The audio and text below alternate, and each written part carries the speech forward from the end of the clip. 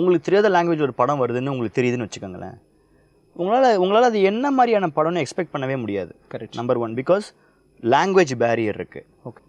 எக்ஸ்பெக்டேஷனோட என்னை பொறுத்த வரைக்கும் சினிமா தேட்டருக்குள்ளே எல்லாருமே எம்டி ஹெட்டடாக போனாங்க வச்சுக்கோங்களேன், அந்த படம் சிலதெல்லாம் உங்களோட மண்டையை ஃபில் பண்ணும். ரொம்ப எக்ஸ்பெக்ட் பண்ணிட்டு போனீங்கன்னா இவங்க மைண்டு ஃபுல்லாக இருக்குது, சொல்கிற விஷயம் மண்டைக்குள்ளேயே வராது, வெளியில் போயிடும்.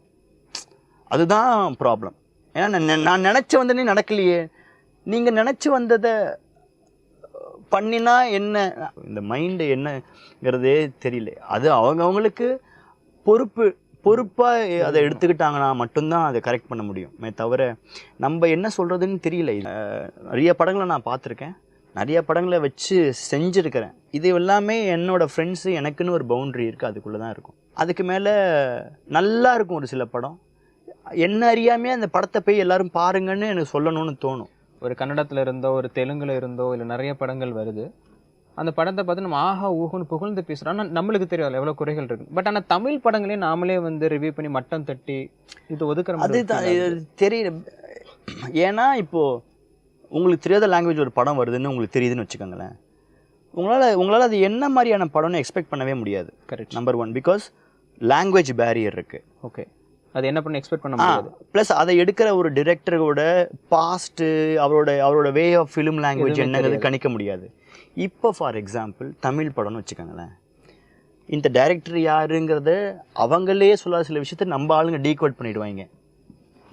அவர் இப்படி பண்ணியிருக்கார் இந்த சீனை அப்படின்ட்டுருவாங்க. அப்புறம் ஒரு ஹீரோ எக்ஸ்பெக்டேஷனோட என்னை பொறுத்த வரைக்கும் சினிமா தேட்டருக்குள்ளே எல்லாருமே எம்டி ஹெட்டடாக போனாங்க வச்சுக்கோங்களேன், அந்த படம் சிலதெல்லாம் உங்களோட மண்டையை ஃபில் பண்ணும். ஸோ உங்களுக்கு அது தேவையில்லைன்னு இருக்கும். ஆனால் நீங்கள் மைண்டு ஃபுல்லாக போகிறீங்க வச்சுக்கோங்களேன், அது அப்படி இருக்க முடியாது தான். ஆனால் அப்படி இருக்கணுங்கிறது தான் என்னோடய தாட்டு. எனக்கு எக்ஸ்பெக்ட் பண்ணிட்டு போகலாம், ஆனால் ரொம்ப எக்ஸ்பெக்ட் பண்ணிட்டு போனீங்கன்னா இவங்க மைண்டு ஃபுல்லாக இருக்குது, சொல்கிற விஷயம் மண்டைக்குள்ளேயே வராது, வெளியில் போயிடும். அதுதான் ப்ராப்ளம். ஏன்னா நான் நினச்சி வந்தனே நடக்கலையே, நீங்கள் நினச்சி வந்ததை பண்ணினா என்ன, அதுலேயுமே மைனஸ் இருக்குது. நான் சொன்னேன்னா இதுதான், அதை எப்படி கரெக்ட் பண்ணுறதுனே, இது என்ன சொல்கிறதுனே தெரியல. இப்போ இந்த மைண்டு என்னங்கிறதே தெரியல. அது அவங்களுக்கு பொறுப்பாக அதை எடுத்துக்கிட்டாங்கன்னா மட்டும்தான் அதை கரெக்ட் பண்ண முடியும். தவிர நம்ம என்ன சொல்கிறதுன்னு தெரியல. இதுக்கு நீங்கள் கேட்டதுக்கு நான் சொன்னது இல்லை. நீங்கள் சொன்னது ரொம்ப அழகான ஒரு விஷயம். எனக்கு நான் இதை எப்படி தான் பார்க்குறேன். நானுமே வந்துட்டு போட்டு ரோஸ்ட் பண்ணியிருக்கேன்.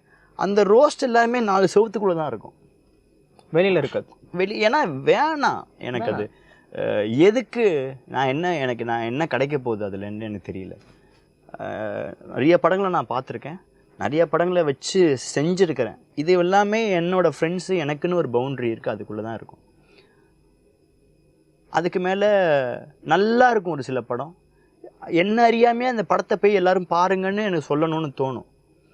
இந்த படத்துக்கு ஏன் நீங்கள் சொன்னீங்க, இந்த படத்துக்கு ஏன் நீங்கள் சொல்லலைன்னு என்னை யாருமே கேட்க முடியாது. அப்படி கேட்டாலுமே அதை நான் கடந்து போயிடுவேன்.